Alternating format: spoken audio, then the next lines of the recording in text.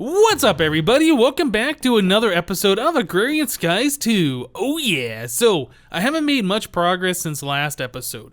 I want to get some things figured out before we actually build more of these platforms and get things put in place up there. One of the things that I want to do is figure out how we're going to move between platform and platform. So I know thermal expansion has an item in it that I haven't used before, but I know DMAC was using it in the Infinity series. Can't remember the name of it. It's a plate of some type. I think it's one of these. Redstone plate, translocation plate, and impulse plate. Yeah, impulse plate. I think this is what we want. This will actually launch you. Like, it'll launch you in a straight line, it'll launch you straight up, or it'll launch you at an angle. So this is kind of what we're looking for. Something like that we can bounce between one platform and another. So yeah, I think we're gonna start looking at making some of these things. So we have to use a fluid transposer to get some energized glowstone into a plate frame. The plate frame uses hardened glass, or what was the other one? It's like hardened aluminum glass. So one of the two. We do need this signalum or I guess ingot. You have to make it from a blend. We needed to make this stuff anyway. There was a quest that we were looking at last time. Let's take a look real quick. It was under the Tinker's Toys category, I believe. Yeah, down here, exotic metals. We needed to make it anyway for this quest, so might be a good time to get into that. Let's see. I think there might have been another way that we didn't have to do the fluid transposer. Yeah, we can do a casting table. So you make the plate frame, put a block of glowstone in the smeltery and pour it, and then we can get it that way too, which actually might be a little bit easier than having to make the fluid transposer. Alright, so we will look at doing that. So first things first, we need to make the hardened glass or the hardened aluminum glass. Both of those I do believe require obsidian. Obsidian lead, which is not that bad. We need an obsidian block. There's an easy way to make the obsidian by filling up stone barrels and pouring water on top. So we might set up like a quick automated way. Where am I going? A quick automated way to do this. Well, I guess it'll be semi-automated. It won't be fully automated. But we can put stone barrel here, which will fill up full of lava.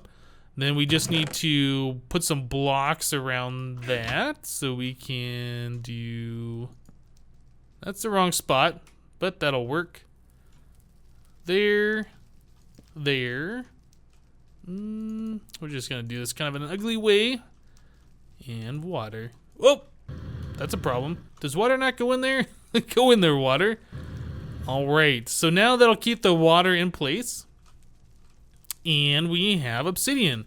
So I can just right click on this, obsidian. I can just hold down right click and we'll make obsidian all day long.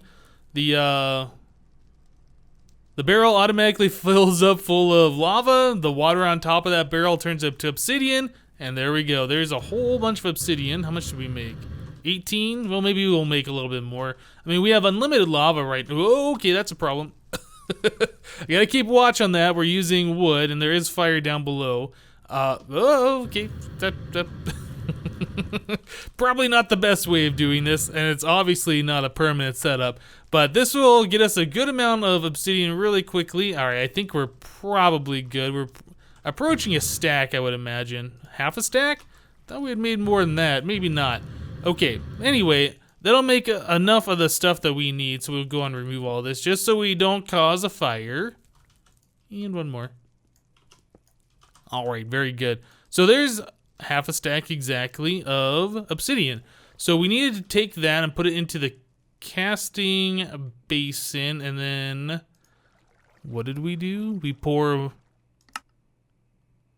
lead on top of it. Okay, so I am going to go ahead and turn all of this into the hardened glass. Where's our lead at? 64. I think we're gonna need, I think that was half an ingot per, so maybe 16. Alright, we'll smelt that up. I will pour that onto our lead. Or we'll pour the lead onto our obsidian, make that glass, and we will continue on from there. Alright guys, so we're finishing up here, making the rest of our hardened glass. And I got some glowstone in our smeltery that is melting down. I put this in here about 45 minutes ago, and it's about halfway done, so this is going to take about 3 years to complete. Actually, it's only been in there probably a minute, so this takes an extremely long time to melt in the smeltery. So I think if we're going to do a lot of this stuff, we are probably going to end up making the thermal expansion machines, because that is a little ridiculous how long that's taking. So we'd have to make a fluid transposer. Let's see, I haven't even looked at these recipes. I don't know if they're like super complicated. Okay, it's just the standard recipes that have been in thermal expansion for a little while now. We needed that, and we'd also need a magma crucible. And this guy right here. So we need nether brick, which we have access to in the nether, or we could smelt down some netherrack to make the bricks. Let's see. Yep, it doesn't look like anything else is too crazy here. Okay, I was thinking for a second there it required the resonant frame, but it does not appear so. Leadstone, yeah, we could make all that stuff, and we probably will, but since I saw that we could do this in the smeltery, I wanted to try it. But my goodness, the progress bar on this is the slowest thing ever. It's probably going to take a full 5 minutes to melt this down. Although it doesn't look like it's even moving at all anymore, does it? I don't know what's going on with this. But it definitely doesn't look like it's moved at all since we've been on the screen. Yeah. Okay, well, I tell you guys what, I'm going to wait for forever for that to finish up, and I might start making the thermal expansion machines, because it doesn't look like this is making any more progress. I don't know. There might be something special about this I'm not aware of, but yeah, it still doesn't look like that progress bar has gone anywhere, does it? I don't know. All right, I'll be back. Alright guys, so I left the glowstone in the smeltery for a while, and I didn't see the progress bar changing. So I decided to put in the smaller dusts in here, and they went up about halfway after taking half of forever, and they didn't proceed any further either. So there must be some kind of upgrade to the smeltery or something that I'm not aware of, but I took all those items out because even though they weren't being melted, they were still using lava. I mean, we have unlimited lava, but it's still using it regardless, so I took them all out. Decided to make the fluid transposer and the magma crucible, so we'll go ahead and craft both of these guys here. So the fluid transposer, I think we will stick right here, magma crucible there. So we're gonna set the magma crucible to export to the left, and we will set the fluid transposer to import from the right. These are both filling up on power quite nicely. Yep, we got a nice power supply down here. Alright, so we need to get some glowstone. I guess I'll just do a block. Glowstone. Well, hold on a second, actually. Before we... Well, no. We'll do this right now. Before we get that melting, I was gonna make the plate, but we'll just melt that down since it takes a minute. So, plate. Let's take a look at the recipe once again. We needed to make the plate frame, which is signalum. I'll get it right one of these days, guys. So how do we make this stuff? We needed to melt down redstone, didn't we? Oh, man. Maybe I shouldn't have melted the glowstone just yet. Too late. Okay, let's get back in here. So in order to make the blend, we need pulverized copper plus silver plus destabilized redstone. Is there another way to make this in like the smeltery maybe? Redstone furnace, induction smelter, molten. Oh, okay, so you can put redstone plus copper plus silver. Wait, did the other recipe require silver? It does. Okay, so 3 copper, however much that is, I think that might be 10 pieces of dust. Let's put that all in the smeltery and see what happens. So that 3 of those, we needed a silver, right? 1 silver, and then I think it is 10 redstone, so we'll do a block plus 1. Stick all that in here. Hopefully this doesn't take forever to melt down. Looks like it's going at a pretty reasonable speed. Okay, so we will get that signalum stuff made up. So let's go back once again. So we need some Invar, which we already have. We have the hardened lumium. All these different words that I don't use too often. It's like getting me confused. Anyway, we have the hardened glass. So we just need to make the ingots out of this stuff, and yeah, we'll be able to make those plates. So let's go ahead and get this going, and we'll be back in just a little bit, guys. Oh man, guys, so we're running into the same problem once again.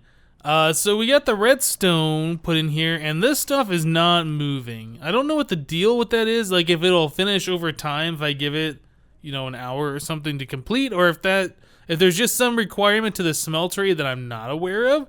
But yeah, this is the same thing that glowstone was doing, like the bars went up part way and then it wouldn't move anymore. So I think what we're gonna do, let's take these out. I made a portable tank over here, and I just went ahead and I exported our glowstone to the top side. I think we're gonna use our magma crucible over here for what it's really intended for. We'll put the 9 molten redstone over here, and one more. Okay, and then I don't know if this will work, but I think we can make a bucket and then pour that bucket into the smeltery. Let's see if we can make something like that work. Make a bucket real quick. Okay, so the fluid transposer should be able to transpose that fluid into this bucket. And I think we can click the bucket right on the smeltery. Is it the drain? I think it's the drain. Nope, that didn't work. I just poured that out. Oh my goodness. I know there's a way that you can put it into... Maybe you have to use like a pipe or something. Oh man. I don't know if this is gonna work, but we're gonna try it. So we got the destabilized redstone in another portable tank, and we are gonna try and pull out of that and put into here. I need to break a block so I can actually place this fluid thing, the fluid node, where I need it.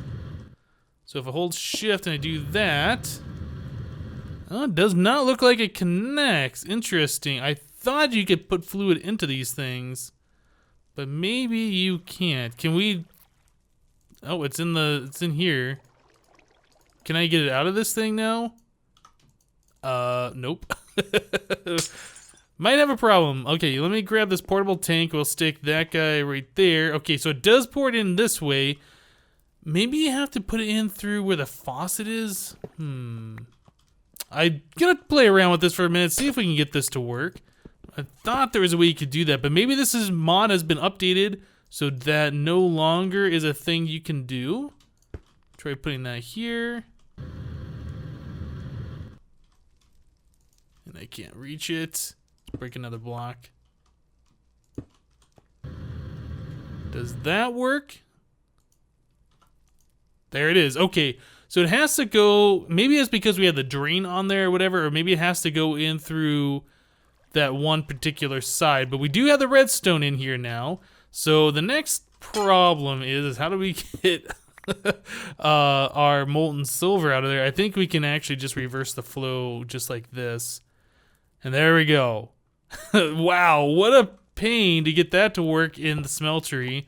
I was probably doing something wrong here, but we ended up getting what we needed. So that only makes 4 ingots, which is not too much. But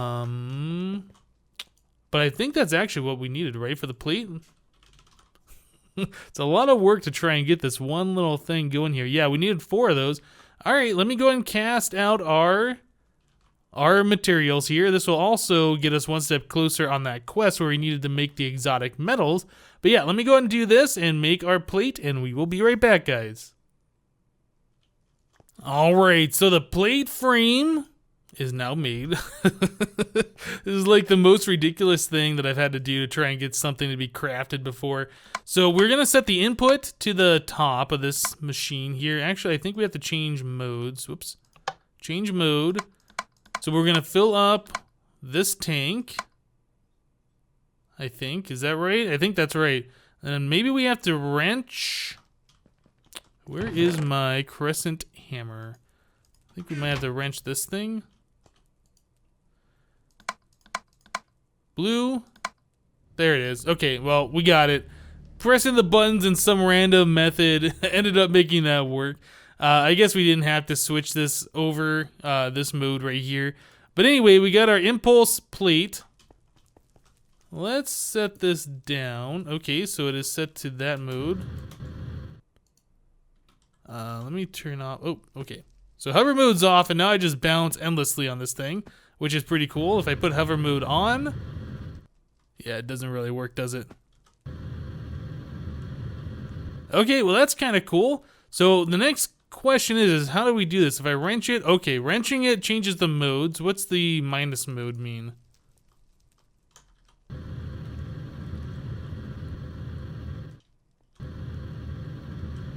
Hover off, engine off. Oh, hover mode, like, okay, the minus, like, that, I can't jump. I can't jump, I move really slow on this, so it's kind of like a sucking motion, or maybe it pushes downwards. I'm not sure how that one works. Okay, so there's different modes. Right. If I right-click, shift wrench. I know there's a way that you can get into the commands of this thing. Maybe I have to do that other recipe that we were seeing here. Put the security lock on there in order to get to those options. I would have thought just right-clicking on it would be enough. Shift right-clicking with the wrench takes it off. Okay, well, I will play around with this a little bit more, and we'll be back, guys. Alright, I gotta figure it out, guys. I made all that signalum, and I upgraded this thing so it has the owner ability, and like right after I did that, I saw the thing where it says hold shift, and it says use a multimeter while sneaking to configure. So that confused me because I think this is the only thermal expansion device that is like that, where you need the multimeter to configure it. Everything else you just right click on. So when you place this thing down by default, all it does is kind of scoot you forward a little bit. It has no upward thrust. So if we take our multimeter, we shift right click on it, we can see some different options here. So we have the angle. We probably want that like a 45-degree angle or something. Let's see what that does. Okay, so it's just like a little kind of a jump boost. With my super haste boots, I go really fast through the air though. Yep, that's pretty cool. Okay, so I think what we want to do, is let's turn up the momentum a little bit, or I guess the force. Okay, so we can only go up to 3.5. That is the maximum. So what does that do? Whoa, okay. Let's not die. We don't got feather falling. That's pretty awesome, actually. I like that. Okay, so that scoots me forward how far? You know, I made this tape measure for building out things, but I guess we can use it for this. So how far is that? That goes 22 blocks. Huh. I wonder, let's see, can we make this thing go further? Maybe if we change the angle down a little bit, I don't know, 30? What does that do? Okay, well actually I was holding forward. Let's not do that. Okay, so that scoots me forward about 2 more blocks by changing the angle down. We don't go quite as high. Let's try changing the angle up a little bit. Let's go to 55 maybe. Okay, well that shoots me up way higher, but it's definitely not as far. So I guess, you know, we can make these further out as long as I'm pressing forward the entire time, because then we can go pretty far out. Okay, so that's good to know. So we actually have a little bit of configurability here. Let's get rid of that thing. For where we're gonna build our platforms. Okay, so that's pretty cool. I like that a lot. And we can scoot forward quite a bit further than that if we hold forward down. Maybe we should try that without the super fast boots, because I don't know if we're gonna have those for forever. I'd hate to build something that requires us to have those. Yeah, that kind of... Yeah, that's something we're probably gonna need, having haste on our boots. But haste 7 is a little bit extreme. Okay, so the next thing I want to do, I want to start building out some more of these platforms. We know we can go up pretty high. This thing will shoot us up relatively high, so, you know, 10, 15, 20 blocks up, no problem. All right, so let me go ahead and get some materials going here. I'm going to try and build one more platform, and we'll be right back, guys. Alright guys, so I got another platform made over here, and I made the same exact size as this one. I was thinking we would make them different sizes, and I kind of wanted them like off in corners and things like that, but the problem is, like these plates, they only go, you know, the cardinal directions. They don't go diagonally, so I don't know how we'd do that. I mean, I guess we could have these plates going up to like a small little platform, and then you could hop over to like the bigger one. We might do that if we expand out beyond these, but I got this guy set up. I did find out the multimeter is what you use. We got this guy set up to 2.8 on the force and 35 on the angle, and what that does is allow us to walk on that plate, and with our hover mode turned off on our jetpack anyway, it'll bring us right up to this platform perfectly. Now, it is set up so if we don't have our silver boots on, so we're just vanilla style or whatever, no movement speed increase, we still make it up there. That was like the most important thing. If we do have the silver boots on though, let's see, put these back on, and we run forward, we kind of run into the wall a little bit, and I think if we do that, well, I was doing it earlier, and somehow I was like hitting this edge and not coming back over. But yeah, as long as you're just holding forward, it's fine. So I'm not too worried about that. You know, another thing, guys, I've had this title scroll in my inventory since we got that as a reward like 4, 5, 6 episodes ago. I can't remember now. And I've been meaning to tell you guys I found out what to do with this thing, but I just keep forgetting about it. Yeah, right here, there's a little equipment button. And I knew I saw something before where we could put a scroll, and right there, I'm not really sure what this thing does. It says Seeker of Treasure. Is this... Okay, control right click to link this in chat. Control right click. Hypnotizd shows item title scroll. Okay. Does that work for anything? Weird. What does that do? Can I like hover over some of this stuff?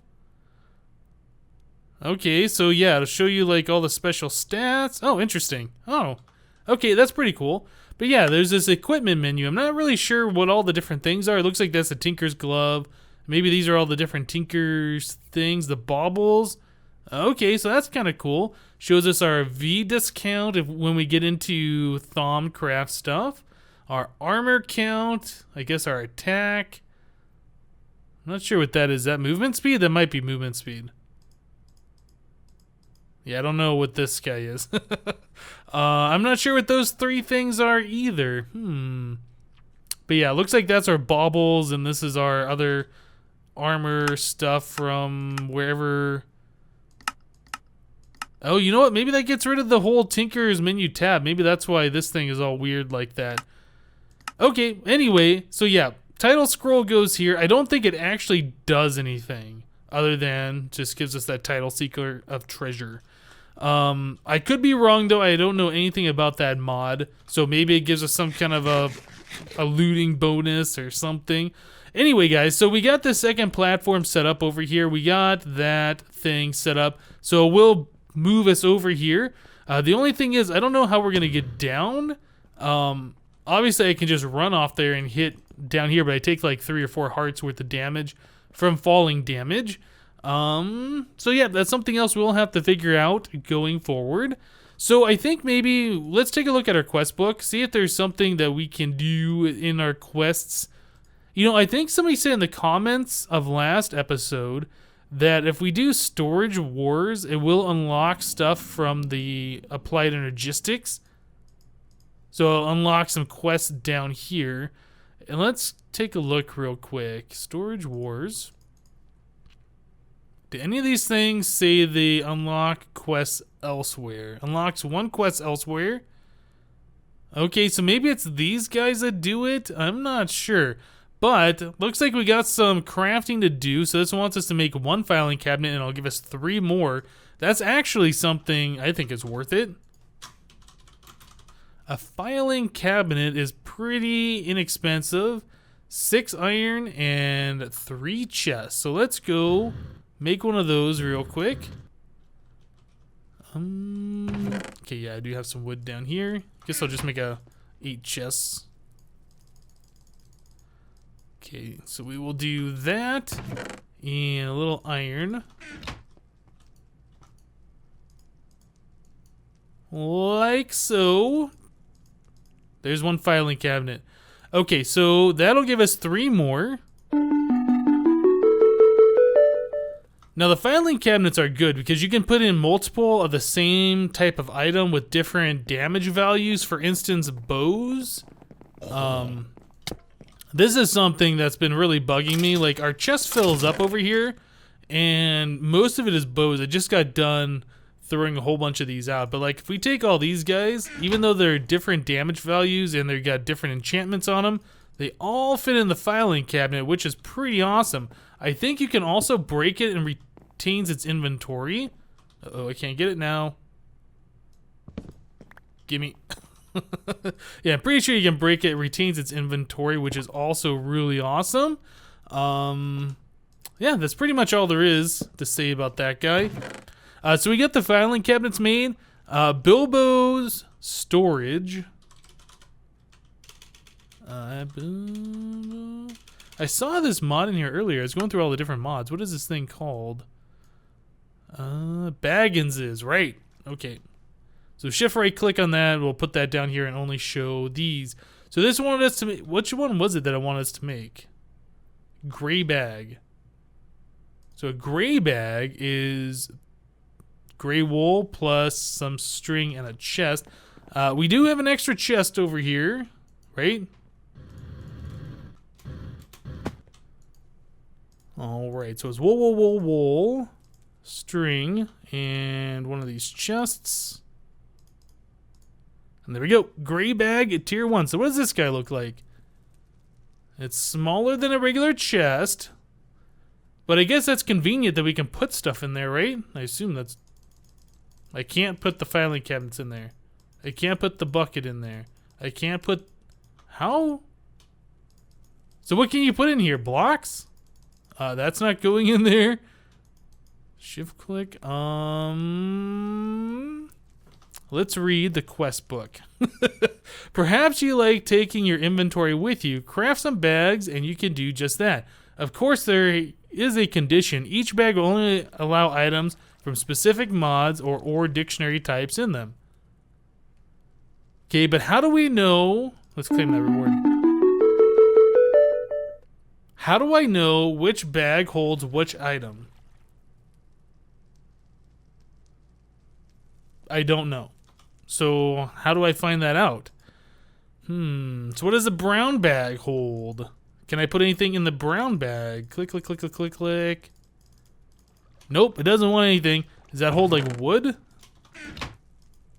Okay, the brown bag holds wood. But what does the gray bag hold? I would have to imagine stone, but stone brick won't go in there. What about regular vanilla smooth stone? No, that won't go in there either. So I don't know. I guess that's a mod that I'm going to have to go look up. Cobblestone? Nope. All right, well, we made that thing. That unlocks spiffy satchels and backpacks. All right, so let's look at a satchel. As an alternative to bags, you also have the option of the very stylish satchel for storing items inside an inventory. What? Okay. I don't understand what that is. So let's just take a look. Oh, this is thermal expansion stuff. I didn't even know about these before. Interesting. Okay, so it requires wool, some tin, and some leather. That. Alright, so here is a satchel. And that holds 1 row worth of items. And we can put everything in there, right? Yeah, there's no limitations of what we can put in there. Okay, so that's a little bit better in my opinion. Let's take the wool out of there so I don't lose it. So hardened satchel. We can upgrade. Alright, so 10 nuggets and some invar. And I assume that'd give us 1 more row of stuff. Reinforce and resonant. Alright. Very cool. So it'll give us another satchel as a reward. And backpacks. Another option for portable storage is provided by the Bee Lord. Backpacks can be set to auto pick up items that fit in them or to auto dump the items inside a chest. The space is limited. Larger versions require work with bees. Digger's backpack. What does this thing look like? So a couple of stone and a couple of wool and 4 string. So there's a digger's backpack that says 15 slots. We can't put that in there. We can't put that in there. I think this only allows a cobblestone. Yeah, as I pick it up, it goes directly in here. Huh, interesting. Okay, so that's kind of cool. I like it. So let's take a look back here, and that's going to give us an adventurer's backpack, and then we can choose between a miner's and a forester's. I assume the forester is going to pick up logs and saplings and things like that, which we don't really need. So miner's is probably going to be the one we're going to want. Okay, now I just got to make sure I keep these things out of my inventory because things are going to go in here. I'm not going to realize it, and then I'm going to be all upset trying to figure out where all of my items are. Okay, so I think I'm going to stick these backpacks in this chest back here. Put all of them in there. Okay, there's nothing in any of those things. Crazy, crazy. Did that unlock anything? I didn't see if those quests actually unlocked anything. No, they did not. Okay, so we will continue on looking at that stuff in the future. For now, I think we're going to go ahead and call this an episode. We got a little bit more of our base done. I got another platform up here. I'll probably end up moving the tree farm up to this one. And we'll make another one for all of our machine areas, like our lava production or power production kind of things. I think we'll just kind of keep the same theme, like we had the one down there for the trees. I think we'll move over here. We'll make another one on this side for this area. Yep, I think we will do something like that. All right, guys, that's going to do it for this episode of Agrarian Skies 2. Hope you guys liked it. Yep, that's all we got for today. Thanks for watching, guys, and we'll see you next time. Bye-bye.